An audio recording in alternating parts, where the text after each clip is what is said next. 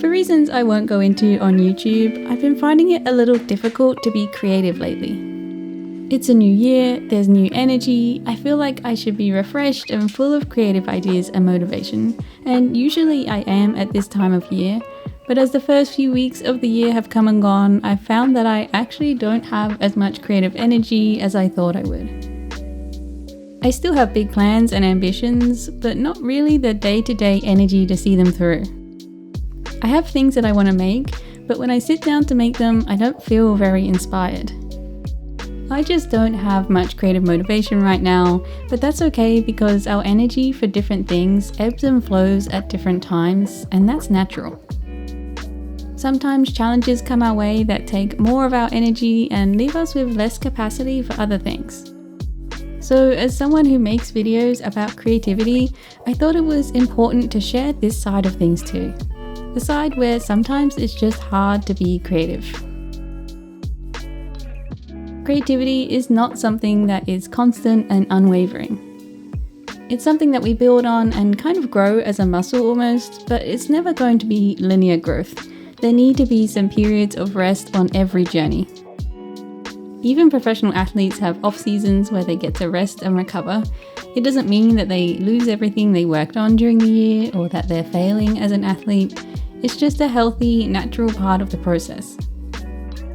The same goes for creative people. We sometimes have lulls in our natural creativity, and that doesn't mean that we're failing as artists, it's just that we're taking a breather. So I want to share what I personally like to do at times when I still want to nurture my creativity a little bit, but in a more gentle way, because being creative is a huge part of my job, but also great for my mental health, something that brings me joy, and just an important part of my life. Nurturing creativity in a gentle way for me means making things that don't really require much creative decision making. I want to remove creative difficulty and especially remove any creative expectations that I have on myself, and just really focus on the most enjoyable parts of making art. So for me that means scaling things right back, just making things that I find easy to draw, where I can just enjoy making marks on paper with colors just for the fun of it, in a pressure-free space. I mentioned this in my last video, but at the moment I'm loving making art on scrap paper and bits of cardboard destined for the recycling bin, because it's a perfect pressure-free space. It just really allows you creative expression without any consideration of the final outcome of the art. And I find that so helpful when creative motivation is low, because it gives you space to enjoy experimenting with absolutely nothing at stake. That cardboard was going to be going in the recycling bin anyway, so it truly doesn't matter what I create on it. When you remove the pressure from what you're creating, you can relax and enjoy the process without stressing about making the right creative decisions. You don't have to make many creative decisions at all if you don't want to. You can just start making marks and seeing what happens. I do find that the more control I have over my art tools, the more conscious decisions I have to make about each stroke. So I try to remove some of that control by holding my tools more loosely and just being a bit more reckless with them, and overall trying to think less about what I'm doing. Traditional art mediums are great for removing a little bit of the structure and control from making art, because they have a looseness that's harder to find with digital art. Paints and pastels especially, because you naturally don't have as much control, and I love that about them. They seem to have a life of their own, and you're never totally sure what textures and shapes you'll get from them.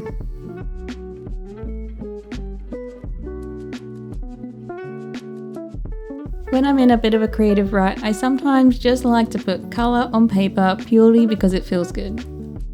I'm no therapist, but there's definitely something therapeutic and healing about art and allowing your thoughts or feelings to express themselves in paint and colour and big messy textures. And art is so versatile, so it can be calming and slow, or it can be an outlet for frustration. It can really be a vessel for processing a lot of things, and that's why I still like to nurture my creativity when I'm feeling low, because it helps me through any challenges I might be facing. I've actually just watched this lovely class on Skillshare, who are the sponsor of today's video, about intuitive illustration, and I really loved that it was about loosening up and drawing from feelings and just generally not overthinking what you're creating, which I thought was a really nice take on creativity. It's called Intuitive Illustration, 4 quick fun exercises to unlock creativity by Amber Vittoria, and it includes a few activities that really encourage creative freedom, expressing yourself and having fun, which is perfect for where I'm at right now. If you haven't heard of Skillshare before, they're an online learning platform with lots of amazing classes by creative people on all sorts of topics like illustration, creativity, and even creative careers. You might already know that I have 2 of my own classes on Skillshare about building a creative business in a way that is authentic and sustainable for you, but no matter where you're at in your creative journey, there's something for you on Skillshare. I personally really enjoy watching their classes to help my creativity, and if you'd like to try out their classes for yourself, the first 500 people to use my link in the description will receive a 1-month free trial of Skillshare. So the final thing that has been helping me lately is doing different creative hobbies that are easy and again don't require too many creative decisions. They're just nice and relaxing, and I get to make cute things without thinking too much. Making cute things just makes me feel good, and when it's a personal hobby, I'm very happy to follow tutorials or collect ideas from the internet. It doesn't all have to be my own ideas from scratch, especially if I don't have any ideas right now.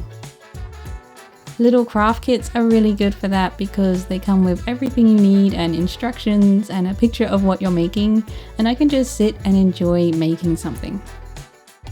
Crafts that I don't need to learn any new skills for are especially great because I don't really have the energy for that right now. I got some lovely simple bracelet making supplies as a Christmas gift from my family, and my happy place lately is just stringing fun color combinations of beads onto a string while I watch TV or listen to a podcast, and it's just such a lovely, gentle way to nurture my creativity without expecting anything from it.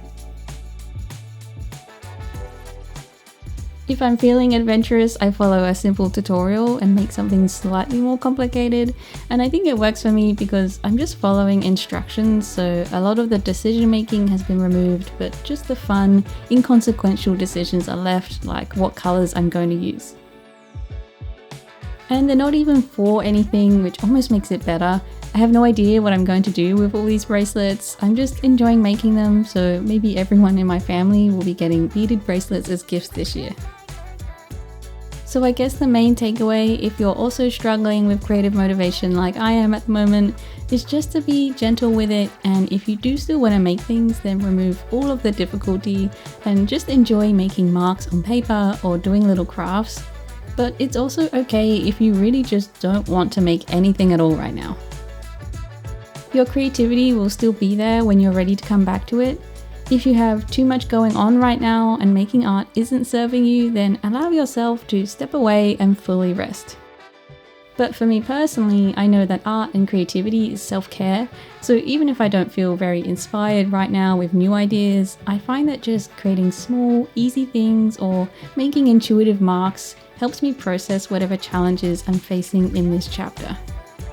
If you're looking for a bit of creative guidance in the form of easy tutorials, then consider joining me on Patreon, where I host an illustration club every month that you can use for inspiration and accountability.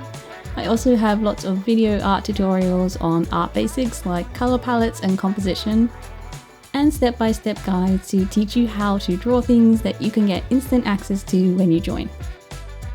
And if you enjoyed this video, then I think you'll really enjoy this other art video too, so just click on the thumbnail on screen to pop it on.